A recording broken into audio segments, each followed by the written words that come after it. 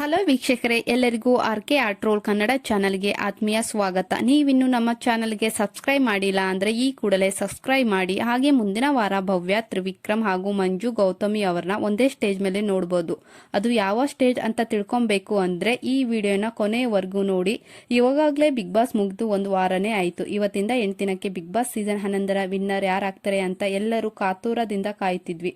ಹಾಗೆ Bigg boss season 11ರ winner runner ಯಾರು ಅಂತ ಇವಾಗಲೇ ಎಲ್ಲರಿಗೂ ಗೊತ್ತಾಗಿದೆ. ಹಾಗೆ ಬಿಗ್ ಬಾಸ್ ಸೀಸನ್ 11 ಮುಕ್ತಾಯಗೊಂಡು ಇನ್ನು ಬಿಗ್ ಬಾಸ್ ಮನೆಯಿಂದ ಆಚೆ ಬಂದ ಮೇಲೆ ಎಲ್ಲಾ ಸ್ಪರ್ಧಿಗಳು ಅವರ ಬಿಗ್ ಬಾಸ್ ಜರ್ನಿ ಹಾಗೆ ಅವರ ಎಕ್ಸ್ಪೀರಿಯನ್ಸ್ ಅನ್ನ ಹಂಚಿಕೊಂಡ್ರು ಇಂಟರ್ವ್ಯೂಗಳಲ್ಲಿ.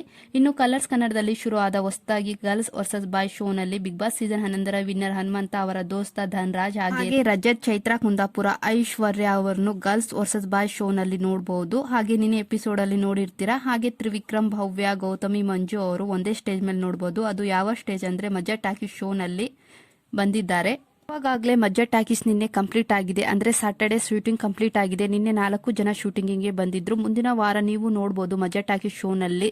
ಧ್ರುವ್ಯ ಫ್ಯಾನ್ಸ್ ಮಿಸ್ ಮಾಡಬೇಡಿ, ತುಂಬಾ ಫನ್ ಆಗಿದೆ ಶೋ, ನೋಡಿ ತುಂಬಾ ಖುಷಿ ಆಗ್ತೀರಾ.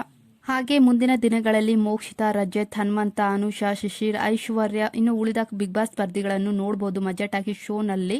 ಹಾಗೆ ನೀವು ಯಾರನ್ನ ನೋಡಕ್ಕೆ ಇಷ್ಟಪಡ್ತೀರಾ ಮಜಾ ಟಾಕೀಸ್ ಶೋ ನಲ್ಲಿ ಅಂತ ಕಮೆಂಟ್ ಮಾಡಿ. ಹಾಗೆ ಯಾರೆಲ್ಲ ಬಿಗ್ ಬಾಸ್ ಸೀಸನ್ 11ನ ಮಿಸ್ ಮಾಡ್ಕೊಳ್ತಿದಾರ ಅಂತ ಕಮೆಂಟ್ ಮಾಡಿ ತಿಳಿಸಿ.